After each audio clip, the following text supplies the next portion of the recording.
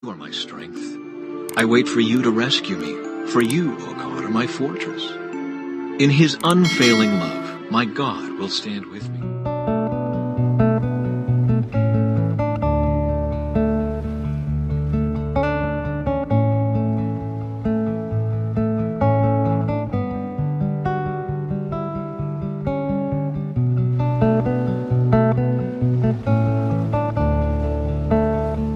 You are my strength. I wait for you to rescue me, for you, O God, are my fortress. In his unfailing love, my God will stand with me. He will let me look down in triumph on all my enemies. Don't kill them, for my people soon forget such lessons. Stagger them with your power and bring them to their knees, O Lord, our shield. Because of the sinful things they say, because of the evil that is on their lips, let them be captured by their pride, their curses, and their lies. Destroy them in your anger. Wipe them out completely. Then the whole world will know that God reigns in Israel. My enemies come out at night, snarling like vicious dogs as they prowl the streets. They scavenge for food, but go to sleep unsatisfied. But as for me, I will sing about your power. Each morning I will sing with joy about your unfailing love. For you have been my refuge, a place of safety when I am in distress. O my strength, to you I sing praises. For you, O God, are my refuge, the God who shows me unfailing love.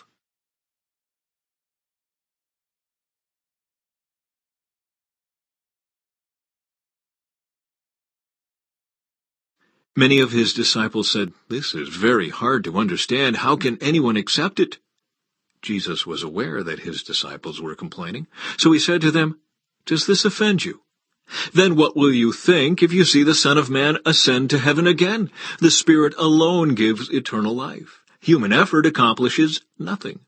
And the very words I have spoken to you are spirit and life. But some of you do not believe me." For Jesus knew from the beginning which ones didn't believe, and he knew who would betray him. Then he said, "That is why I said that people can't come to me unless the Father gives them to me." At this point, many of his disciples turned away and deserted him. Then Jesus turned to the 12 and asked, "Are you also going to leave?" Simon Peter replied, "Lord, to whom would we go? You have the words that give eternal life. We believe, and we know you are the Holy One of God." Then Jesus said, "I chose the 12 of you, but one is a devil." He was speaking of Judas, son of Simon Iscariot, one of the 12, who would later betray him.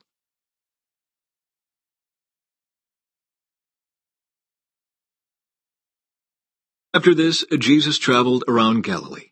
He wanted to stay out of Judea, where the Jewish leaders were plotting his death.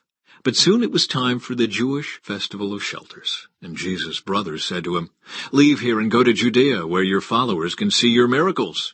You can't become famous if you hide like this. If you can do such wonderful things, show yourself to the world." For even his brothers didn't believe in him.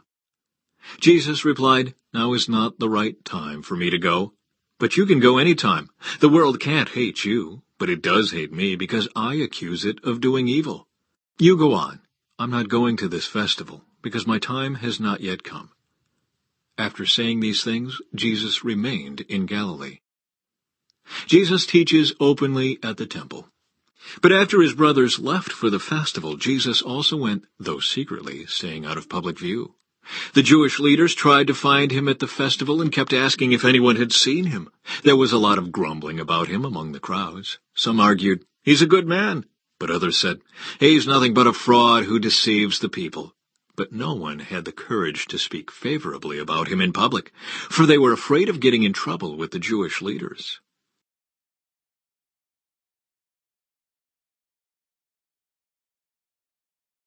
Chapter 12.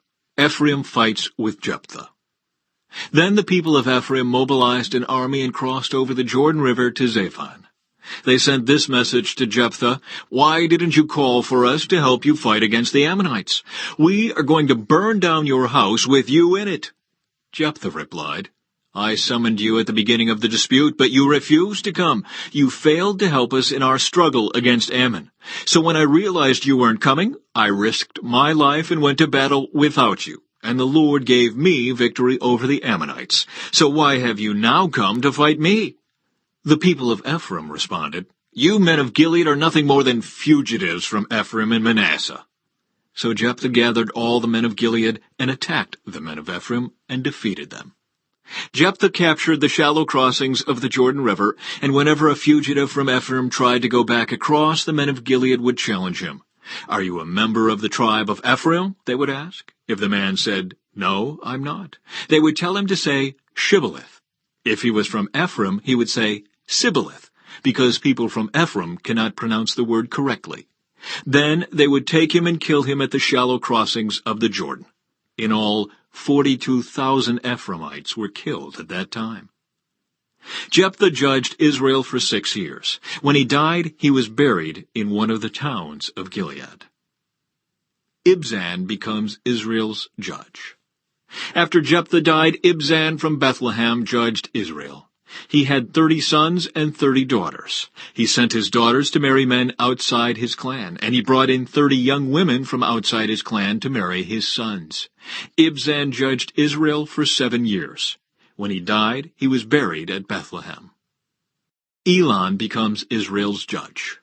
After Ibzan died, Elon from the tribe of Zebulun judged Israel for 10 years. When he died, he was buried at Ajalon in Zebulun.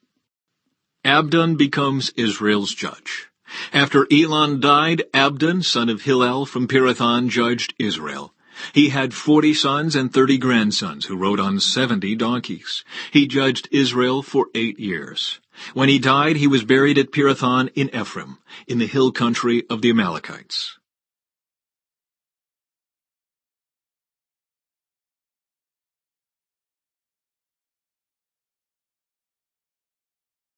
Chapter 13. The Birth of Samson. Again the Israelites did evil in the Lord's sight, so the Lord handed them over to the Philistines, who oppressed them for 40 years. In those days a man named Manoah from the tribe of Dan lived in the town of Zorah. His wife was unable to become pregnant, and they had no children.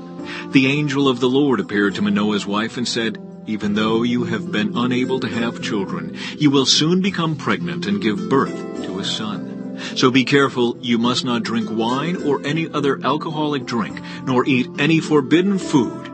You will become pregnant and give birth to a son, and his hair must never be cut, for he will be dedicated to God as a Nazirite from birth.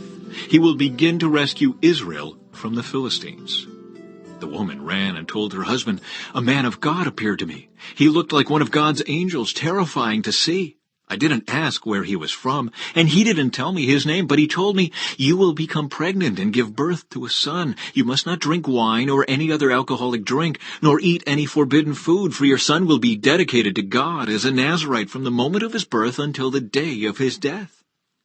Then Manoah prayed to the Lord, saying, 'Lord, please let the man of God come back to us again, and give us more instructions about this son who is to be born.' God answered Manoah's prayer, and the angel of God appeared once again to his wife as she was sitting in the field. But her husband Manoah was not with her. So she quickly ran and told her husband, 'The man who appeared to me the other day is here again.' Manoah ran back with his wife and asked, 'Are you the man who spoke to my wife the other day?' 'Yes,' he replied, 'I am.' So Manoah asked him, 'When your words come true, what kind of rules should govern the boy's life and work?'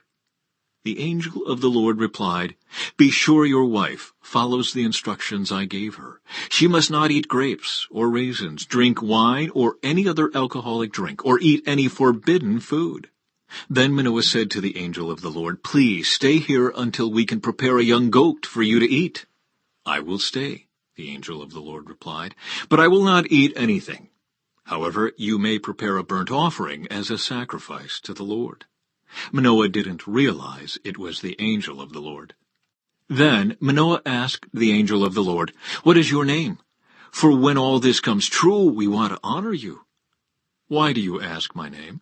the angel of the Lord replied. 'It is too wonderful for you to understand.'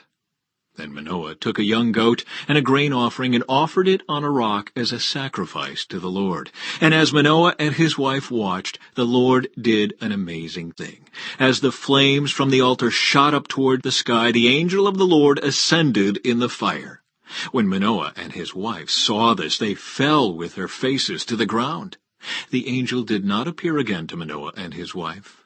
Manoah finally realized it was the angel of the Lord, and he said to his wife, "We will certainly die, for we have seen God." But his wife said, "If the Lord were going to kill us, he wouldn't have accepted our burnt offering and grain offering. He wouldn't have appeared to us and told us this wonderful thing and done these miracles." When her son was born, she named him Samson. And the Lord blessed him as he grew up.